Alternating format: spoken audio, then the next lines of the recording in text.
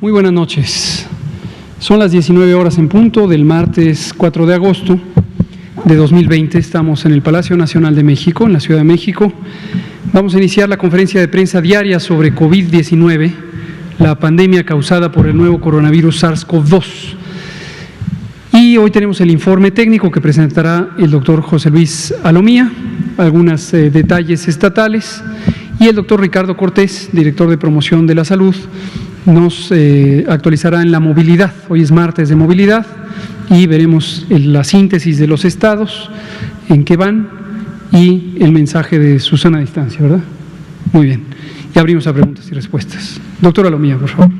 Con mucho gusto, señor secretario. Muy buenas tardes con todas y con todos, sobre todo a las personas que nos ven a través de las diferentes vías de transmisión. Bienvenidos nuevamente a la conferencia vespertina número 158 de este día 66 ya de una nueva normalidad. Vamos a actualizar el escenario nacional. Si vemos la siguiente diapositiva, por favor. 1.026.294 son las personas que hasta el momento han ingresado a los protocolos de estudio para ser, por un lado, confirmados o descartados a través de una prueba de laboratorio a COVID-19, pero lo más importante, poder recibir atención médica dependiendo de sus signos y síntomas, así como en su momento poder haber tenido un seguimiento hasta su curación y, lógicamente, también el estudio de las personas que posiblemente pudieran haber sido sus contactos. Actualizamos los números, lógicamente. Todas estas personas estudiadas están distribuidas en las diferentes semanas epidemiológicas. Ya comentábamos que las barras de color café claro, que están en la parte inferior, representan aquellas 449.961 personas que hasta el momento han dado positivas a la prueba. Se ha identificado la presencia de virus SARS-CoV-2 y por lo tanto son casos confirmados de COVID-19. Tenemos todavía 82.460 personas que están esperando un resultado. Este número también ha disminuido en los últimos días en la medida que la Red Nacional de Laboratorios continúa trabajando para solventar el resultado. Pero entonces podemos estimar los casos, es decir, si sumamos los confirmados y aplicamos un porcentaje de positividad a estos que son sospechosos, podemos tener algo que denominamos casos estimados, que es lo que nos acerca a la manifestación o al comportamiento que la epidemia está teniendo, no solamente a nivel nacional, sino en cada una de las entidades. El porcentaje de positividad prácticamente se mantiene similar al que observábamos el día de ayer, y este es un dato que todos los días se va a estar actualizando y lo vamos a poder estar observando. Entonces veamos la siguiente diapositiva, donde tenemos ahora esta curva de casos estimados, es precisamente la curva de color azul claro. Tenemos una nueva variación, todavía continúa esta presentación descendente entre la semana 29 y 30, que fue posterior a estas 2 semanas de meseta que tuvimos desde la 27, y el descenso que hay entre estas 2 semanas al día de hoy es menos 10%. Entonces vamos a ver cómo este porcentaje durante toda esta semana se mueve, qué tanto se mueve. Esto lógicamente va a condicionar que para cuando terminemos la semana, que será el día sábado, ver qué tanto fue el descenso para estas 2 semanas y que por lo tanto identifican ya esa primera tendencia descendente que tenemos posterior a la meseta, o a lo que se podría ya identificar como el acme o un primer pico de una curva nacional, que finalmente no debemos de perder de vista que es solo la sumatoria de todas las curvas o de todo el comportamiento de lo que está ocurriendo con las epidemias en cada uno de los estados. Menos 44% el descenso en las últimas 2 semanas, de la 29 a la 30, de las defunciones, manteniéndose este descenso continuo ya por 3 semanas. Vemos que el indicador de casos activos estimados, habíamos iniciado la semana con 10%, el día de ayer bajó a 8%, hoy día se coloca en un 9%, pero entonces está manteniéndose en ese nivel y son 43.648 las personas que han iniciado con signos y síntomas en los últimos 14 días, por lo tanto significan la actividad más reciente de la epidemia en México. Veamos la siguiente diapositiva. Es la ocupación de camas IRA general, el porcentaje es similar al del día de ayer. Sin embargo, ahora vemos, bueno, que es solamente un estado el que tiene o el que está, digamos, por encima de ese nivel de seguridad del 70%, felizmente no muy lejos, ha incrementado su ocupación en relación a días previos, que es Nuevo León, y entidades como Nayarit y Tabasco, que estaban ocupando los primeros lugares en días previos, ahora las vemos ya con mayores niveles de seguridad, inclusive un Tabasco con un 37% ya de disponibilidad de sus camas generales. Veamos las camas con ventilador para pacientes críticos, que es la siguiente diapositiva. Aquí sí todas las entidades nuevamente tienen la característica de tener al menos un 30% o más de disponibilidad de estas camas. Ayer veíamos cómo Nuevo León se acercaba a este nivel de seguridad, lo vuelve a retomar y tiene un 34% de disponibilidad, lo cual pues es bueno todavía para poder seguir atendiendo los casos graves en su entidad. Son 6.938 las camas con ventilador disponibles en todo el país. Vamos a ver ahora 3 entidades federativas, como lo estamos haciendo todos los días. Vamos a empezar con el estado de Coahuila. Vean el comportamiento de las barras en función desde que iniciaron con sus primeros casos entre la semana 12 y 13, donde precisamente podemos ver a la par un incremento en ese porcentaje de positividad. El porcentaje de positividad nos está identificando precisamente que ya hay circulación del virus y por lo tanto personas contagiadas y enfermas que están expresando signos y síntomas, y vemos cómo ese primer salto fue precisamente en la semana número 13, llegando a un porcentaje de positividad del 20%. Y aquí vemos cómo la curva de positividad se observa y en su momento se comporta de manera más similar o más apegada a como a la par estuvo incrementándose también la epidemia. En la medida que los casos confirmados se van incrementando desde la semana 22, 23, 24, la curva de positividad también se incrementa, llegando hasta un 60%, en donde ha estado las últimas semanas, evidenciando un ligero descenso de 60 como un 53% en las últimas semanas. 37.661 son las personas que hasta el momento han sido estudiadas en el estado de Coahuila. Veamos la curva de casos estimados. Aquí podemos ver más claramente cómo se mantiene una transmisión bastante basal desde que inicia en la semana 11-12 y es a partir de la semana 20-21 en donde hay un incremento en la velocidad de transmisión.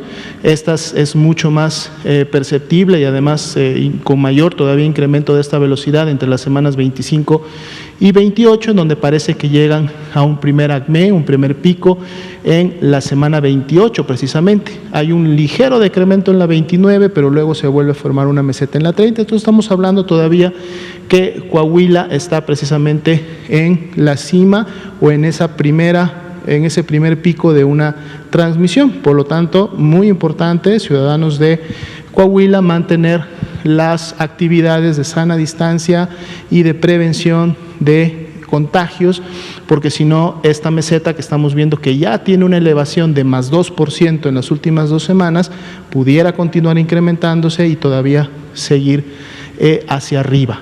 Menos 32% la disminución en defunciones, las cuales se han mantenido basales y con una tendencia descendente prácticamente en las últimas 3 semanas. Veamos que ese incremento en la parte superior precisamente da un 14% de casos activos estimados, lo cual lo tiene por encima de la media nacional que estábamos observando previamente. Veamos los municipios de Coahuila más relevantes o que más han contribuido. Veamos cómo todas las primeras semanas, al menos estos 6 municipios, mantienen una transmisión muy basal, prácticamente hasta la 22. En la 23 es donde algunos empiezan a incrementar su intensidad. Primero lo hace Acuña, quien tiene un primer pico en la semana 27, y a partir de ahí una tendencia descendente, al menos hasta la última semana evidenciada. No así Piedras Negras, que inicia con una tendencia y una velocidad similar a la de Acuña, pero más bien en las últimas semanas está continuado, aunque hubo un descenso en la semana 29, para la semana 30 hay un nuevo incremento y que además este incremento supera lo que se había observado previamente. Otros, como son Monclova, Torreón, Saltillo y el mismo Matamoros, continuaron con esta transmisión bastante basal, bastante pegada a la horizontal, aunque todavía no se puede decir que estén ya evidenciando un descenso porque todavía se encuentran manteniendo esta tendencia ascendente, al menos en las últimas semanas. Vemos que la ocupación de camas general está en un borderline de seguridad, 69%, lo cual deja solo un 30% de disponibilidad, y esto es precisamente va de la mano con este incremento importante que estamos viendo en todo el estado de Coahuila. Veamos el mapa municipal del estado de Coahuila, el mapa animado. Saltillo inicia con los primeros casos en la semana 10. Todavía en las primeras semanas hay poca dispersión, aunque esta ya se ve en diferentes partes del estado. Parece que enciende, parece que apaga. Ya para la semana 19 y 20 tenemos al menos la mitad de los municipios y algunos de ellos ya con transmisión, intensidad importante. Aquí ya en la 24 vemos una dispersión no solamente generalizada para el estado, sino también con colores muy intensos, lo que nos habla de presencia de tasas de incidencia importantes y por lo tanto una actividad de contagios prácticamente en la mayor parte del estado de Coahuila. Veamos el siguiente estado. Nuevo León. Nuevo León, vemos que inicia con sus primeros casos en la semana 10 y 11, eso es lo que representa ahí el salto que hay en el porcentaje de positividad que ven al inicio, que es esta línea naranja, y luego también en la medida que se van incrementando los casos, también se va incrementando el porcentaje de positividad, llegó prácticamente a ser del 64, 65% en la semana 28 y ahí se ha mantenido, o sea, hay una transmisión importante actualmente en el estado de Nuevo León. 51.821 son las personas estudiadas. Veamos el siguiente gráfico, que son los casos estimados, y aquí podemos ver más claramente cómo a partir de la semana 23 la epidemia entra en una aceleración importante. Veamos cómo la curva rápidamente se incrementa y pasa de una escala de 500, llega hasta una escala de 3.000, 3.500 casos diarios. La buena noticia es que en las últimas 2 semanas, 29-30, hay un descenso, digamos, bastante importante, que llega a ser de menos 22%. Sin embargo, recordemos que la semana 30 todavía se va a estar moviendo, se va a estar construyendo durante esta semana. Veremos si esa tendencia descendente se mantiene al cierre de la semana. 10% la actividad de casos activos en todo el estado de Nuevo León, lo cual nos revela que muy probablemente para la semana 31 esta tendencia todavía esté continua hacia abajo. Veamos la siguiente diapositiva, los municipios que contribuyen a la epidemia de Nuevo León. Prácticamente un comportamiento, digamos, bastante similar de estos 6 municipios, claro, con diferentes intensidades. El de mayor intensidad, precisamente el de Monterrey, que de hecho tiene prácticamente la figura del estado de Nuevo León, pero otros municipios como Guadalupe, San Nicolás de los Garza, Apodaca, Escobedo y Juárez con menor intensidad, pero todos ellos con esta elevación importante desde la semana 23, y prácticamente todos ellos, los 6 municipios, tienen esta tendencia descendente entre la 29 y la 30. Por eso vemos que a nivel de todo el estado tenemos una caída bastante importante de su curva de casos estimados, porque prácticamente todos los municipios están teniendo ese comportamiento. Entonces aquí un llamado a los ciudadanos de Nuevo León a mantener las acciones que empiezan a evidenciar cierto control de la epidemia, pero que todavía este control, para que pueda realmente ser eficiente y mantener estas curvas hacia abajo, pues requiere que todavía durante algunas semanas se mantengan bastante activas lo que han estado realizando. Ya veíamos que Nuevo León era el estado que estaba ocupando los primeros lugares de ocupación, 73% de camas general, 66% de ventilador, lo cual es congruente con el momento epidémico que Nuevo León está viviendo en estos momentos. Veamos el mapa municipal animado Nuevo León. Monterrey, como municipio capital, inicia con la actividad, se va dispersando en municipios aledaños, vecinos al mismo Monterrey. Ya para la 15 tenemos un poco más de dispersión, todavía en el centro, ya algunos municipios en el norte. Se incrementa la intensidad a partir de la semana 18-19, vemos cómo empieza a haber ya más dispersión en el sur, en el centro. Aquí en la 24 ya es obvio que hay importante transmisión en muchos de los municipios, 28, 29 y 30, prácticamente el 75% de los municipios con carga y con intensidad de transmisión. Veamos el último estado de esta noche. Tamaulipas. Tamaulipas también inicia transmisión en la semana 11, ahí vemos el salto del porcentaje de positividad. A diferencia de los dos primeros estados, a pesar de que había poca confirmación de casos o una epidemia que parecía bastante basal hasta la semana 20, realmente el porcentaje de positividad se mantenía de manera importante cerca del 30%. Ya luego viene la subida o la escalada de la mano también con los casos que se van confirmando, llegando hasta un 55% de positividad, y vemos cómo a partir de la semana 26 esta positividad ha estado disminuyendo, inclusive por debajo del 50% en la última semana. Veamos la siguiente diapositiva, la curva de casos estimados. Aquí también, evidentemente, Tamaulipas entró en un proceso de aceleración importante.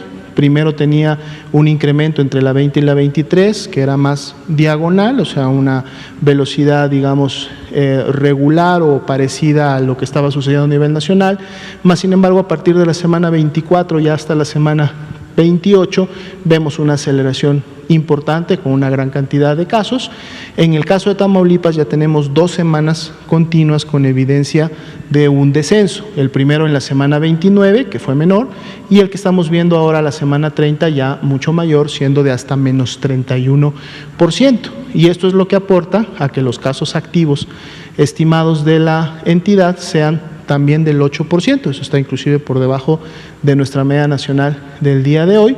Todo indicaría que Tamaulipas está iniciando ya un proceso importante de descenso en su epidemia, pero recordemos que esto no asegura continuar si no se aplican las medidas de manera conjunta, gobierno y población. Tenemos siempre la posibilidad o el riesgo de un rebrote, entonces hay que continuar aplicando las medidas. Veamos la siguiente diapositiva, los municipios en Tamaulipas que han contribuido prácticamente hasta la semana 23-24, estos 6 municipios con un comportamiento similar.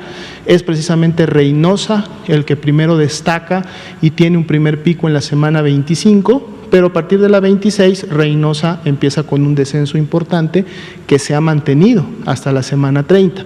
No así Tampico, que también inicia con un proceso de aceleración, llega hasta la 28 y es solamente en las 2 últimas semanas donde vemos este descenso, que además es el que ha contribuido de manera importante al comportamiento de todo el estado. Otros, como en este caso Matamoros, como Altamira, como Nuevo Laredo y mismo Victoria, con un comportamiento, digamos, similar, pero con menor intensidad, pero también contribuyendo a un descenso en las últimas semanas.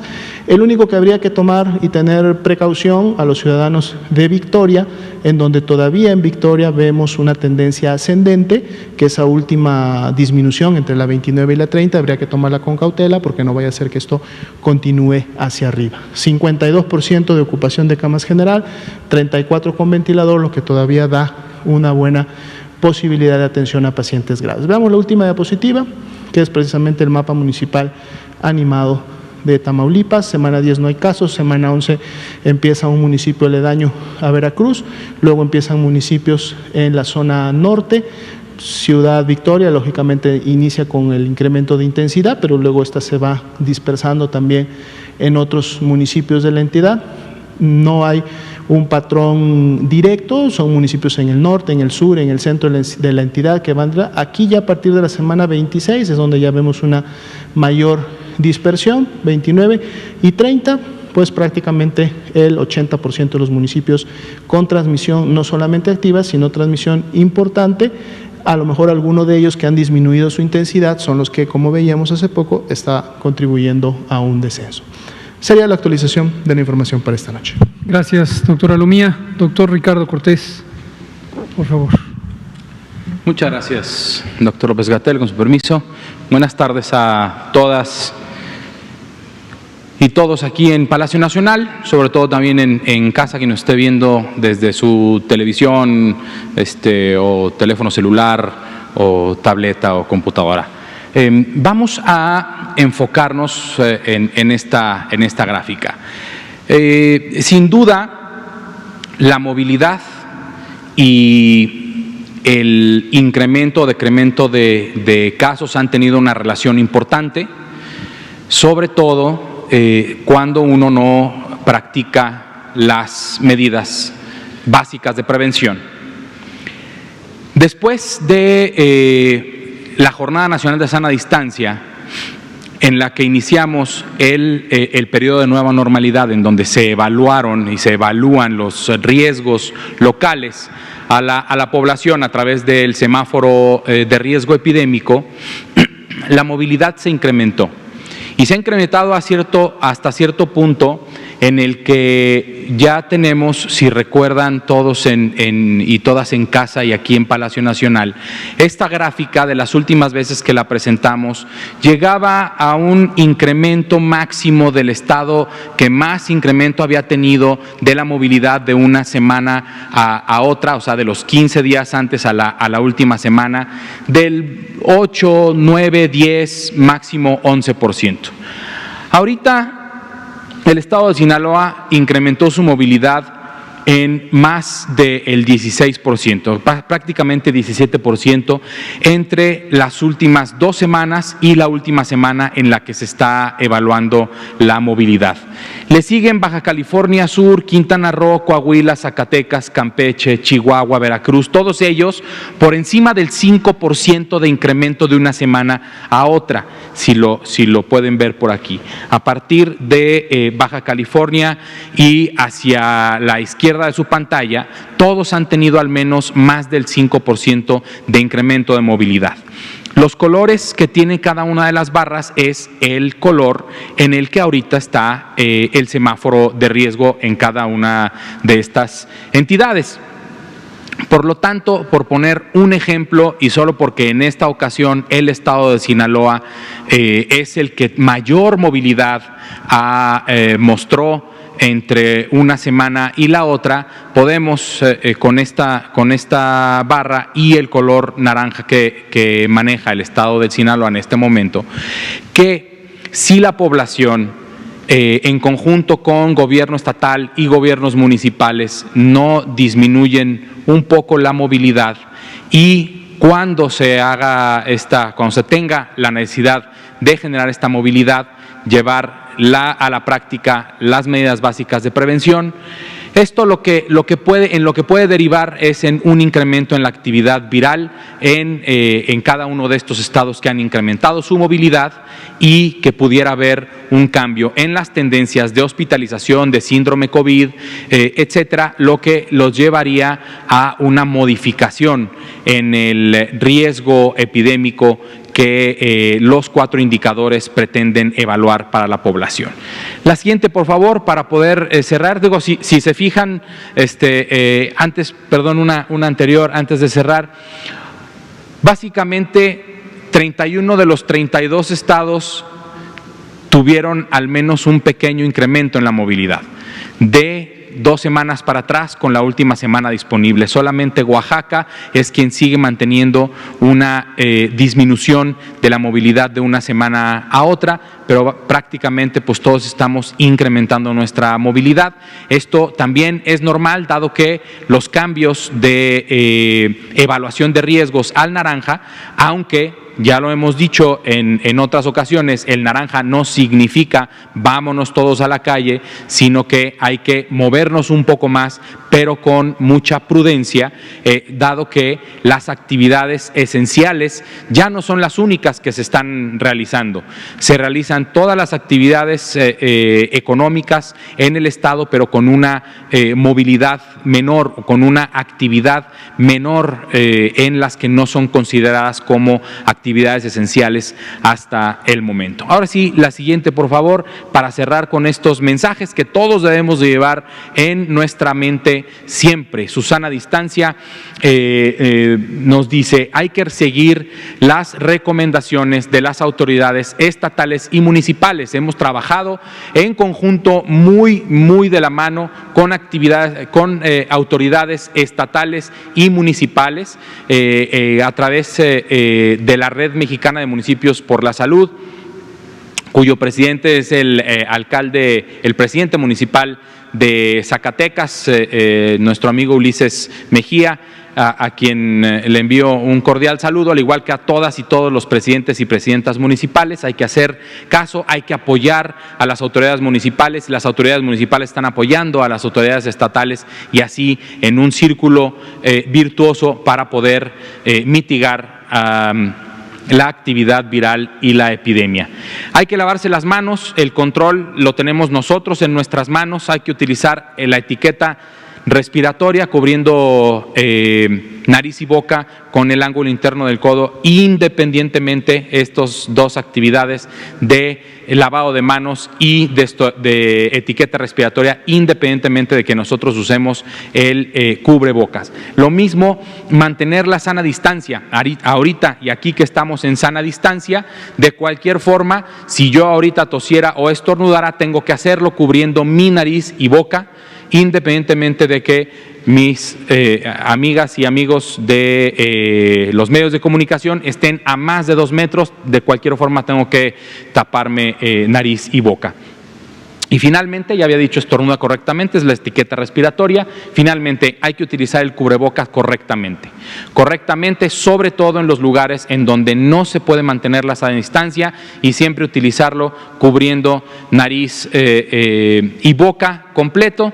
Sabemos que la actividad, el habla, el estar platicando, baja el cubrebocas. Hay que acomodarlo con el mayor cuidado posible, y después de acomodarlo hacer higiene de manos, ir a lavarnos las manos con agua y jabón, preferentemente. Siempre es mejor utilizar agua y jabón.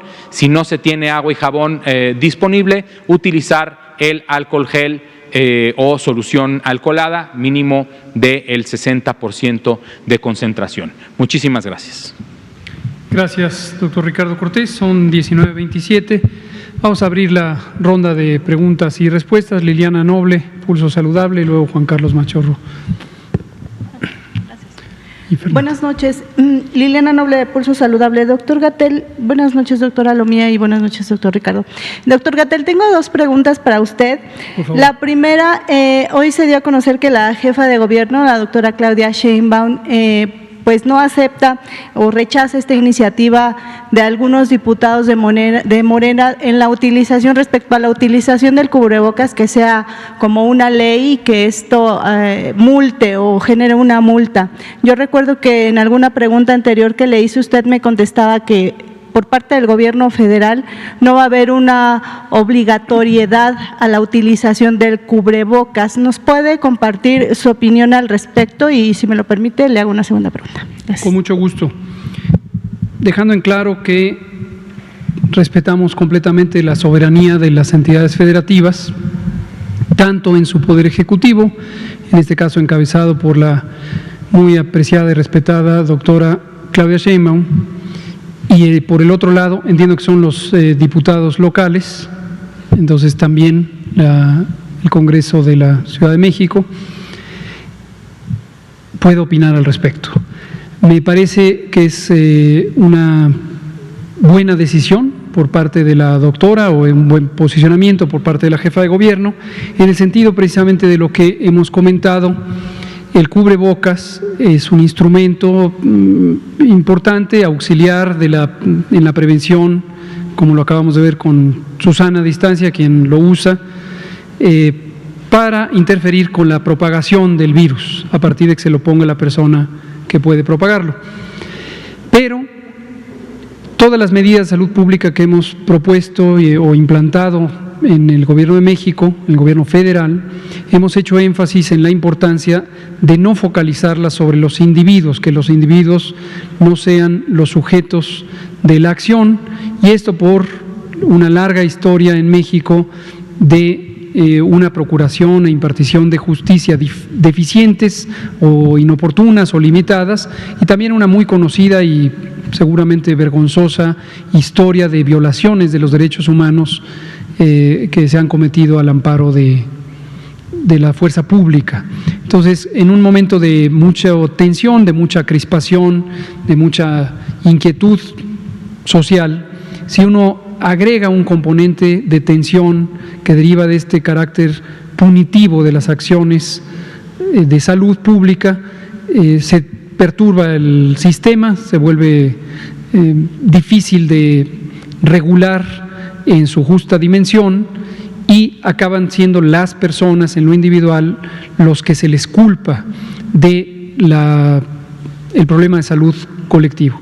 Esto lo vemos mucho en el discurso, lo hemos dicho varias veces también, un discurso que pareciera estar anidado en el odio, en el enojo de ciertos sectores de la población que focalizan hacia el otro la responsabilidad. Hay gente que se expresa en sus redes sociales pidiendo acciones de represión en contra de otras personas porque les ven sin cubrebocas o porque hacen alguna acción que a su propio juicio les parece que pudiera estar afectando a la salud pública. Por eso, en el acuerdo que estableció la Jornada Nacional de Sana Distancia, pusimos una cláusula muy específica que deja en claro que toda medida de salud pública se debe hacer con absoluto respeto a los derechos humanos. Eso no necesitaría especificarse porque hay suficientes leyes en México que lo establecen, pero para hacerlo explícito y dejarlo en claro. Entonces, en ese sentido, es notorio cómo la doctora Sheinbaum, una mandataria estatal que ha tomado una enorme responsabilidad en sus manos y que a nuestro juicio ha tenido una conducción excelente de la epidemia en la Ciudad de México, y que ha sido de quienes tempranamente incorporó ella misma y como una disposición para la ciudad el uso de cubrebocas. Sin embargo, pone un límite claro cuando dice sí, pero como una recomendación, no como una obligación, y quiero suponer que es por razones semejantes a las que estoy comentando. Y mi segunda pregunta es una iniciativa de ley del gobierno en Oaxaca que se va a disputar el día de mañana, que habla de prohibir la venta o el regalo o la distribución de estos alimentos hipercalóricos o de alto contenido energético a menores de edad. Pero yo recuerdo que esta iniciativa ya se había postulado en el gobierno anterior y se había trabajado con las primarias y las secundarias para que en las cooperativas justamente esto ya no ocurriera. ¿Qué hay al respecto? ¿Cuál sería su opinión? Y esto, en teoría, ya debería de estar funcionando, o no sé si en el Estado no ha sido tan fuerte esta ley. Gracias. Gracias. Es un tema muy importante. Ya hemos dicho varias veces, lo seguiremos mencionando, todo el mundo lo sabe, todo el mundo lo tiene claro, que la mala alimentación en México a lo largo de 30 o 40 años es la causa fundamental de las graves y grandes epidemias de obesidad, sobrepeso, diabetes y otras enfermedades crónicas. También sabemos que esa mala alimentación no es un acto voluntario. Esto es semejante a lo que acabamos de platicar sobre el cubrebocas. No se puede responsabilizar o culpar a los individuos, a las personas, sino hay que propiciar las condiciones necesarias para que haya una buena alimentación. Y uno de los elementos cruciales es que la oferta alimentaria mexicana, lo que tenemos a la mano para poder alimentarnos, a lo largo de los últimos años, ya no tan recientes, unos 20 o 25, ha proliferado exponencialmente la oferta de productos industrializados, procesados y ultraprocesados, que tienen enormes cantidades de azúcar o de azúcares, principalmente fructosa, sal, grasas y en general calorías. Estos son hechos demostrados por la ciencia, no solamente en México, sino en el mundo entero. Organismos como la Organización Mundial de la Salud lo han destacado una y otra vez, que es imperativo cambiar el modelo de alimentación de las naciones a partir de cambiar lo que se ofrece, lo que está disponible. Y cambiarlo implica tener una mayor oferta, no solamente en términos materiales, sino en términos de asequibilidad, es decir, de acceso económico a los productos naturales, particularmente los de producción local, que son en general los que pueden ser más saludables. Ese es el contexto. Respecto a la iniciativa de Oaxaca, efectivamente tomamos conocimiento de ella a partir de ver en los medios públicos y también privados de información esta iniciativa. Leímos el texto, nos ha parecido muy bueno, consideramos que es una iniciativa muy acertada, la que propone en el Congreso de Oaxaca el legislar, hacer una reforma a la ley de los derechos de niños, niñas y adolescentes para adicionar un apartado en el artículo 20b que establezca la prohibición de vender, regalar, distribuir, promocionar productos no saludables en términos alimentarios en las escuelas.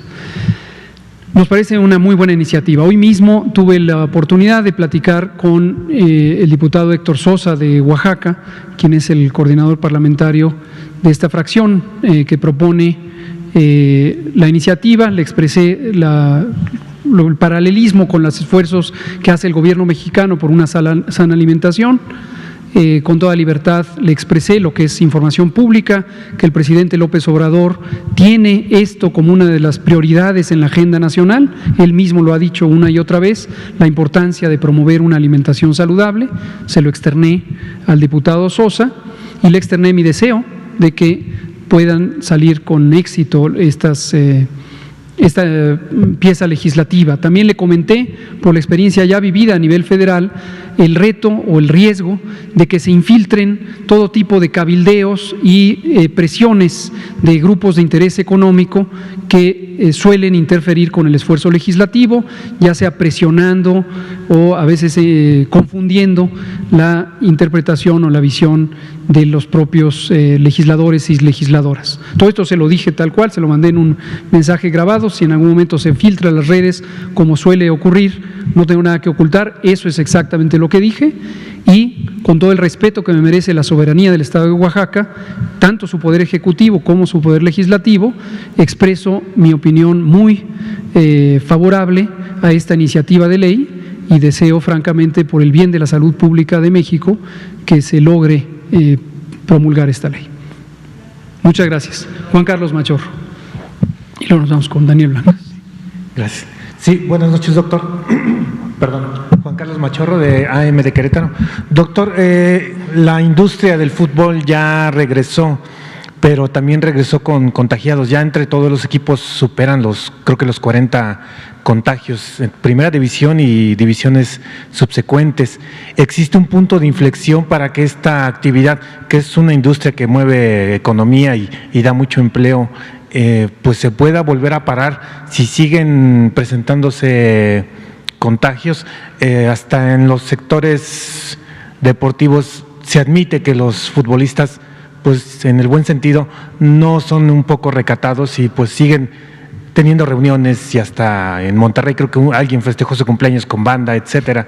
¿Hay un punto de inflexión que ustedes como autoridades pues se le pueda decir al fútbol, paras un mes o vuelves a parar?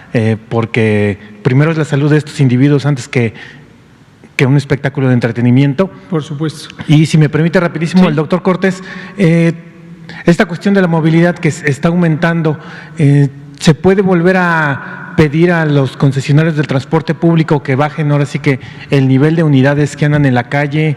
Los estados que tienen metro, Ciudad de México, Guadalajara, Monterrey, etcétera, que igual bajen la intensidad de movilidad de sus unidades para pues un poco también forzar a la población, aquellos que no lo tienen que hacer, guarden un poco el no estar pues trasladándose dentro de sus ciudades. Gracias. El doctor Cortés, nuestro especialista en deportes. Muchas gracias. Así que le va a contestar las dos preguntas. Muchas gracias, doctor. Sobre el deporte, sobre el fútbol, primero, y cualquier otro deporte profesional. En los Estados Unidos, también un equipo de béisbol se fue a un casino y tuvo varias de sus personas profesionales contagiadas de coronavirus. ¿Qué es lo que procede? Lo que procede es suspender sus partidos durante 14 días en lo que se recuperan los jugadores. No hay un riesgo para la población, dado que los juegos se están jugando a puerta cerrada. Lo mismo pasa en nuestro país. Se juegan a puerta cerrada, se están haciendo pruebas sin que los y las jugadoras y jugadores presenten sintomatología. Cualquier hallazgo de un reporte positivo a una persona que no tiene síntomas, a los 10 días se le da de alta y puede regresar a su actividad profesional. Y lo que hemos comentado con la Liga MX es que ojalá y todo el país fuéramos como pequeños equipos de fútbol, ¿sí? Los equipos de fútbol tienen un cuerpo médico para solamente las 50 personas que trabajan en ese equipo.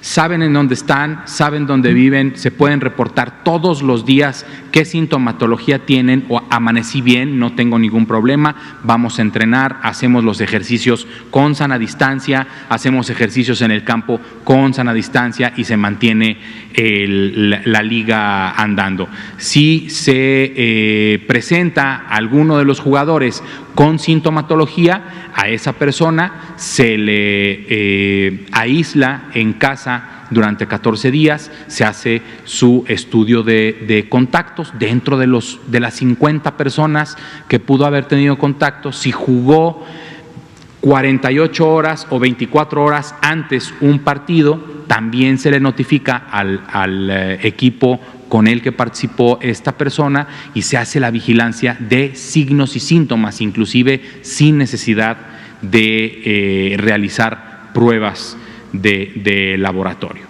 Entonces, me parece que es una actividad profesional muy fácil de coordinar y de controlar, que lo están haciendo correctamente y que no ha pasado a más de estos hallazgos que se han encontrado, y que es importante también no seguir contando es que ya van 55, es que ya van 100. Pues sí, ya van 100, pero el primero fue hace 3 meses.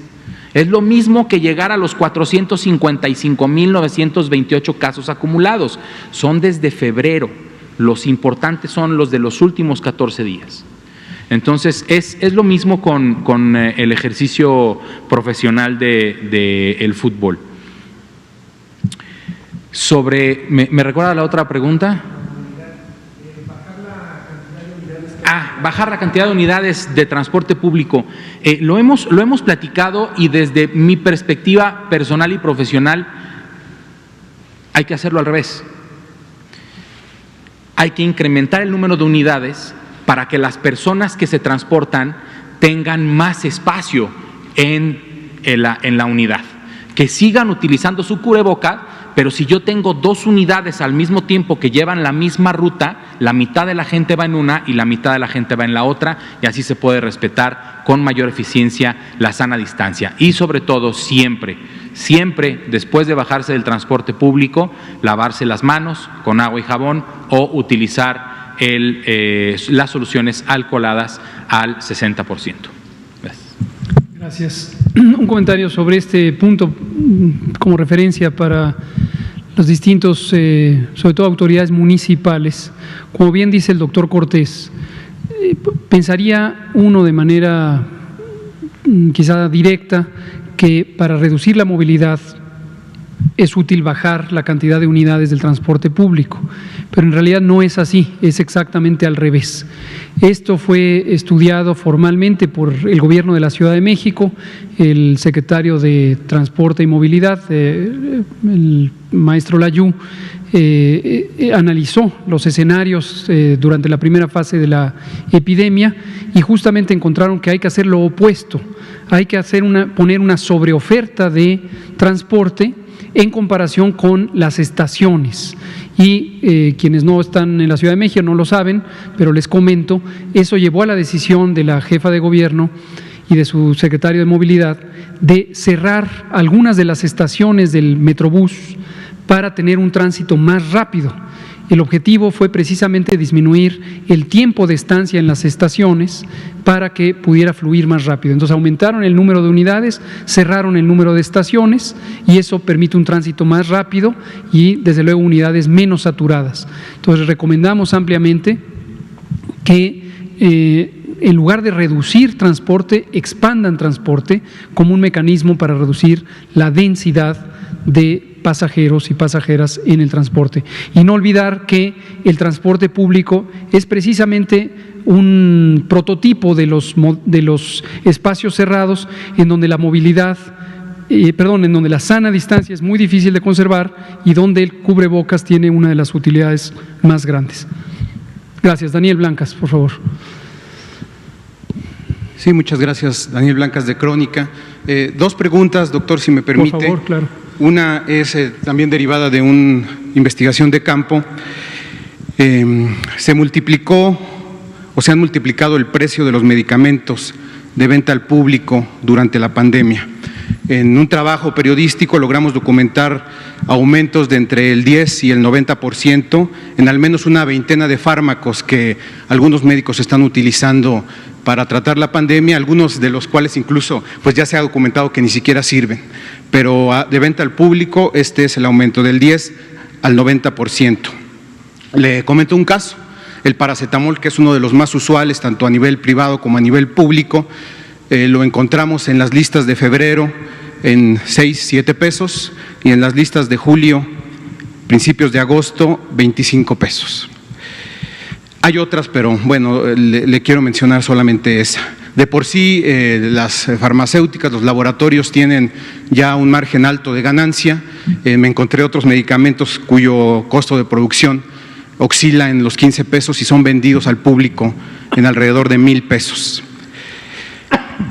La pregunta es, subsecretario, de acuerdo al artículo 31 de la Ley General de Salud, la Secretaría de Economía, en coordinación con la Secretaría de Salud, dice textual la ley, deben fijar los precios máximos de medicamentos e insumos al público. Mi pregunta es, ¿de qué manera el gobierno federal cumplirá con este precepto de ley y buscará frenar los abusos en el precio de medicamentos en beneficio de la ciudadanía? Muchas gracias y ahora le hago una segunda pregunta. Con mucho gusto. Qué bueno que lo menciona. Efectivamente, aquí lo hemos comentado en algunas ocasiones.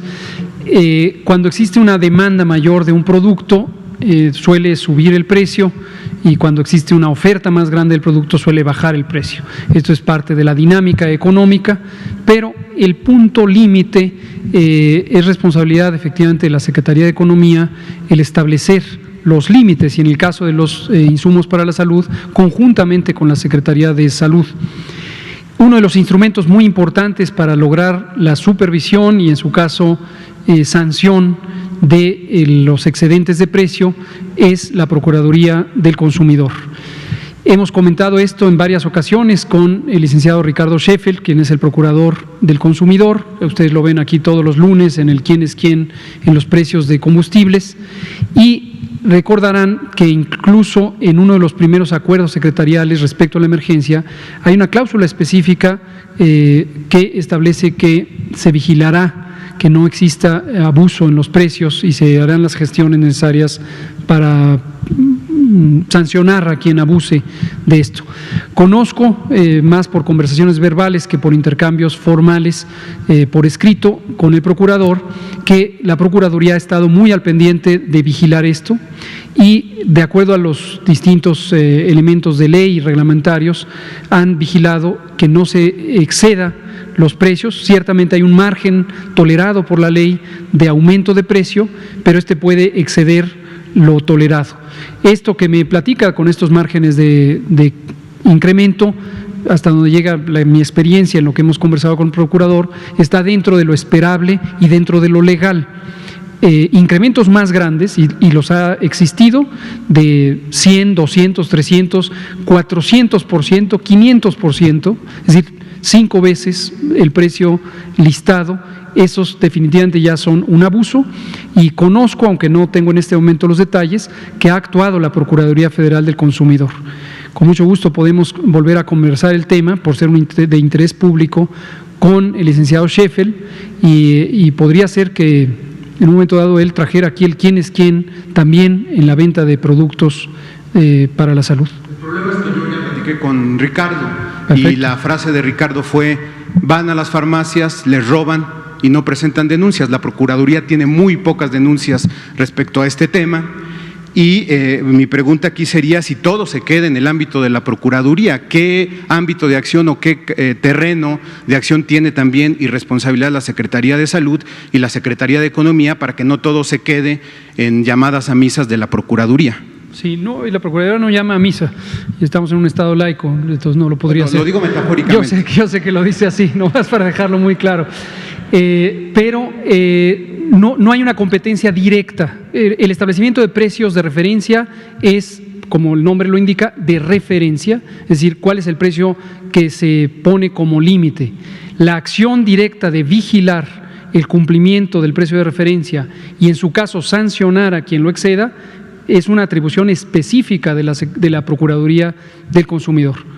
Definitivamente. En este gobierno fijar precios máximos a medicamentos no es una de las estrategias que se pueda considerar a mediano plazo, digamos. Como le digo, esto no está en discusión, eso existe y está en la ley, como usted bien lo identifica.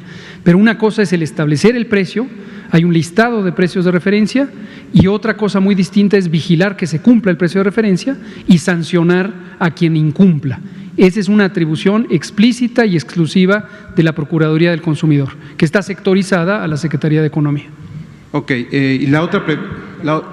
Sí. Algo que es importante fue lo que también comentaste, Daniel, y esto es a todos los que estamos en casa.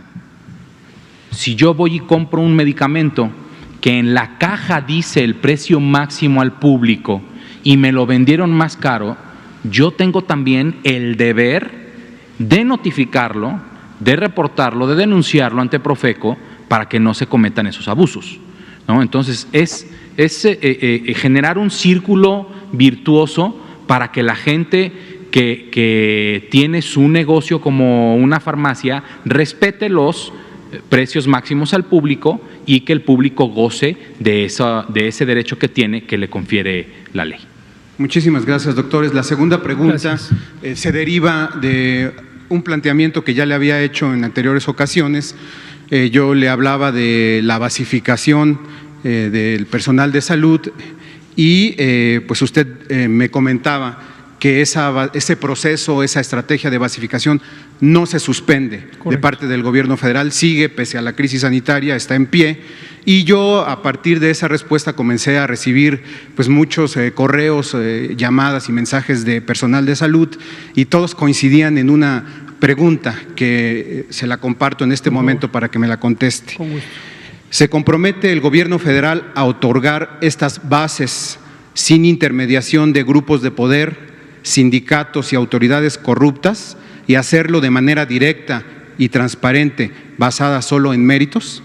La pregunta es de obvia resolución. Ese es el principio de actuar de este gobierno.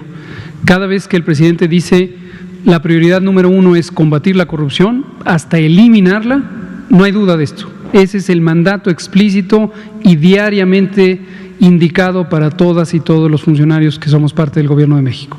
Y estamos profundamente convencidos de la importancia de esto. El proceso de basificación que hoy necesita emprender la Secretaría de Salud del Gobierno de México tiene que ver precisamente con que a lo largo de muchas décadas los mecanismos de asignación de plazas, de bases laborales, al menos en la Secretaría de Salud, no puedo hablar de otros sectores porque lo desconozco, ha sido deficiente, ha sido poco transparente. La ley contempla los mecanismos, la Ley Federal del Trabajo, también lo contemplan las condiciones generales de trabajo que se firman periódicamente con el sindicato titular de la representación social de las trabajadoras y trabajadores, y hay un mecanismo que está bien estipulado a través de comisiones mixtas de escalafón y sus comisiones auxiliares en cada subdependencia. La idea es muy buena, la práctica tiene sus grandes deficiencias, y cuando empezamos en este gobierno identificamos casi 100,000 trabajadoras y trabajadores que tenían periodos de 2, 3, 5, 7, 10, 15 años en condiciones laborales precarias. Cuando vimos esa situación, la conversamos con el doctor Alcocer, la conversamos con el presidente de la República, esto estamos hablando del periodo de transición, y se tomó una de las resoluciones más claras en el sentido de decir, tenemos que lograr la estabilidad laboral de estos trabajadores y trabajadoras, en primer lugar por el respeto a sus derechos laborales, que es un principio fundamental, y el segundo porque el sistema además es mucho más estable cuando contrata de una manera justa, de una manera adecuada. Entonces no hay duda, pues la pregunta la agradezco, pero la puedo contestar frontalmente y con toda convicción y entusiasmo.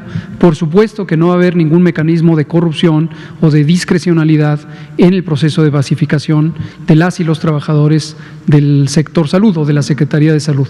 Y si cualquiera de los trabajadores o trabajadoras lo identifica, que lo denuncie, debe denunciarlo y va a tener el respaldo del gobierno. ¿A dónde tiene que denunciar o dónde se podrá Los denunciar? mecanismos generalmente son a través de los órganos internos de control. La Secretaría tiene un titular del órgano interno de control, el licenciado Ángel Rodríguez Alba, que además es un excelente funcionario, sumamente constante en su actuar, y esa es la vía por la que se puede denunciar.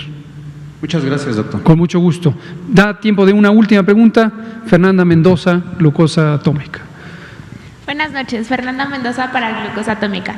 Doctor, ahora que la atención médica está mayormente enfocada en atender casos COVID, ¿tienen alguna proyección de aquellos pacientes que no están siendo diagnosticados, por ejemplo, con cáncer u otras enfermedades crónico-degenerativas? ¿Qué va a suceder con ellos? Y una segunda pregunta, saber si ya empezaron las encuestas sobre lo que habían mencionado del porcentaje de inmunidad de rebaño, y si es así, ¿qué porcentaje de la población ha cumplido con esta inmunidad? Gracias. Muchas gracias por sus preguntas. Sobre la primera, es un asunto de nuestro interés y de nuestra ocupación. Desde hace 4 semanas, el doctor Jorge Alcocer, nuestro secretario de Salud, nos instruyó a que integráramos un grupo de trabajo sectorial, es Secretaría de Salud Federal, desde luego incluido el INSABI, el IMSS, el ISSSTE, como instituciones proveedoras de servicios de salud mayores, y también la coordinación de los institutos nacionales de salud. El propósito de este grupo de trabajo, que ya ha tenido progreso en su meta, es identificar y poner en práctica un proceso de regularización o de regreso a la normalidad o la continuidad de operaciones de los servicios de salud para subsanar el rezago que existe, lo hemos comentado también, en la provisión de ciertos servicios de salud, tanto diagnósticos como terapéuticos, como de rehabilitación, que necesariamente fueron desplazados con la reconversión hospitalaria. El enfoque original, y así le llamábamos al grupo, era la desconversión, pero hemos recapacitado que el enfoque no es solamente de convertir las unidades clínicas, sino reorganizar para mantener el estado de conversión que nos ha permitido albergar a pacientes con COVID, porque viene la temporada otoño-invierno. Y recuerden, vamos a tener epidemia de influenza, y la influenza es clínicamente muy semejante a COVID, y existe la probabilidad de que tengamos además un repunte de casos de COVID. Entonces necesitamos conservar esa capacidad hospitalaria, pero también tenemos que conservar o regresar a la capacidad de subsanar el rezago y atender a las personas con estos otros padecimientos. Una de las salidas a este dilema incluye el reforzamiento de la capacidad del primer nivel de atención y el desplazamiento de servicios clínicos al primer nivel de atención para que sea recibida con mayor eficiencia la población que tiene necesidad de esto. Y lo digo de una vez para que vaya permeando la idea de que uno de los cambios que pueden existir es precisamente que las personas se les cambie el domicilio donde se atienden con el propósito de facilitar el acceso a los servicios. Esto puede causar desconcierto al inicio porque alguien estaba acostumbrado a ir a una unidad clínica y posiblemente se le va a decir vas a ir a esta otra. Que tengan la confianza, se va a seleccionar con los criterios de calidad de atención, oportunidad de tratamiento, pero además proximidad física para facilitarles.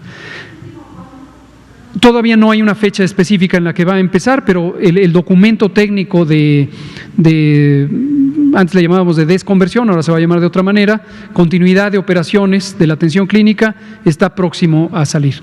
Brevemente sobre las encuestas, todavía no se empieza el ciclo de levantamiento de campo, es la encuesta nacional de salud y nutrición que ejecuta el Instituto Nacional de Salud Pública, desde luego con el acompañamiento de la Secretaría de Salud, y todavía no empiezan las actividades de campo y por lo tanto tampoco los resultados. ¿Cuándo empezarían? Empiezan, durante agosto va a empezar el desplazamiento de campo y posiblemente un par de meses después tendremos algunos de los resultados preliminares. Doctor, ¿pacientes de tercer nivel entonces pasarían? Todavía no nos adelantemos. Cuando tengamos completa el plan de continuidad de operaciones, lo explicamos, para que ahorita nadie... Yo sé que no les gusta que les diga, por favor, no pongan esto en sus notas, pero si ustedes ponen en sus notas algunas ideas de estas, van a confundir a la población.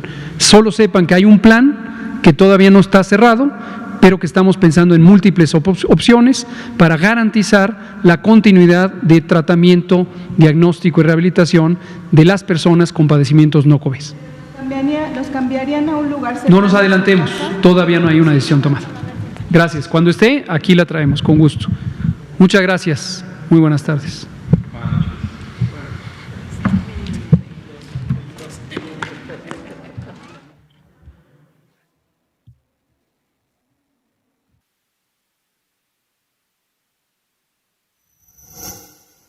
Gobierno de México. En diciembre de 2019, China alertó al mundo sobre la presencia de un nuevo virus en la ciudad de Wuhan. La nueva enfermedad, COVID-19, se esparció rápidamente y en marzo de 2020, la Organización Mundial de la Salud declaró la pandemia y con ello, la puesta a prueba de los gobiernos y sus sistemas de salud. De acuerdo con el doctor Hugo López-Gatell, subsecretario de Prevención y Promoción de la Salud, frente a esta alarmante situación, el Gobierno de México inició los preparativos desde los primeros días de enero. El binomio fundamental para enfrentar la contingencia sanitaria se definió desde el principio: el gobierno y el pueblo de México.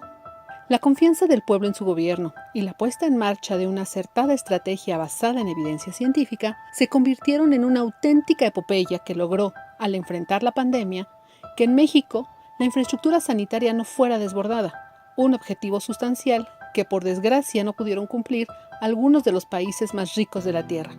El primer paso fue fortalecer el resquebrajado sistema de salud. Se incrementaron rápidamente el número de hospitales y de camas hospitalarias.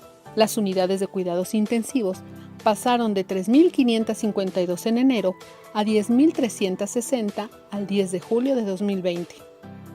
El personal de salud se incrementó en 47.039 personas.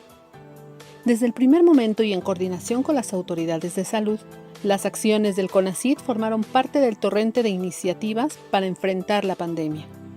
El presidente, Andrés Manuel López Obrador, dio la instrucción precisa al CONACYT de priorizar la fabricación de ventiladores en México. Con ese fin, hemos coordinado saberes y esfuerzos en ciencia, tecnología e innovación, de integrantes de los centros públicos de investigación, de instituciones de educación superior y de empresas privadas con ética social y vocación solidaria. En medio de la pandemia y las dificultades que impuso la escasez de suministros, emprendimos el proceso de diseño, elaboración de prototipos, difícil obtención de partes y componentes, así como pruebas diversas con altos estándares de seguridad biomédica y calidad de ingeniería. Es un proceso que en condiciones normales se lleva de 3 a 5 años y pudimos concluirlo en tan solo 5 meses. Es el nacimiento de una industria nacional para salvar vidas, una hazaña de la voluntad, del conocimiento y de la cooperación. Tendrían que ser ventiladores mecánicos invasivos, 100% mexicanos, económicos. Ahora podemos producir ventiladores de alta calidad a precios menores que los del mercado.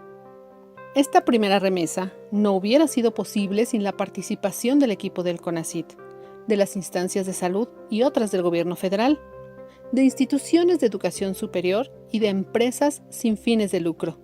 A todas y todos expresamos reconocimiento. De manera especial, nuestro reconocimiento a la Fuerza Aérea Mexicana, que nos apoyó decididamente con el transporte de piezas. Ejecatl 4T es un ventilador que tendrá patente del Estado mexicano, un equipo médico de altos estándares de seguridad biomédica y calidad de ingeniería, 100% mexicano, diseñado en el Centro de Ingeniería y Desarrollo Industrial CIDESI, Centro Público de Investigación del CONACYT. Posee un microcontrolador capaz de calcular y aplicar la presión necesaria durante los ciclos de ventilación en pacientes, a través de una bolsa autoinflable conocida como Ambubaj. GATSI. Este modelo fue diseñado por especialistas de la empresa Didetec, con transferencia tecnológica y escalamiento con apoyo de CIDESI y del CONACYT. La ventilación mecánica está basada en un sistema de control por microprocesadores que son accionados neumáticamente. La unidad de control que posee este equipo tiene la capacidad de calcular y aplicar las funciones necesarias para impulsar la ventilación mecánica controlada o asistida durante los ciclos de ventilación en pacientes adultos y pediátricos. Ambos modelos fueron probados en pulmones artificiales y sistemas biológicos. Cumplen con especificaciones internacionales. La creación de estos equipos médicos demuestra la capacidad científica y tecnológica del Sistema Estatal Mexicano de Humanidades, Ciencias, Tecnología e Innovación. Los ventiladores EGCATL 4T y GATSI son prueba contundente de independencia y soberanía científica y tecnológica. Significan el nacimiento de una industria nacional para salvar vidas.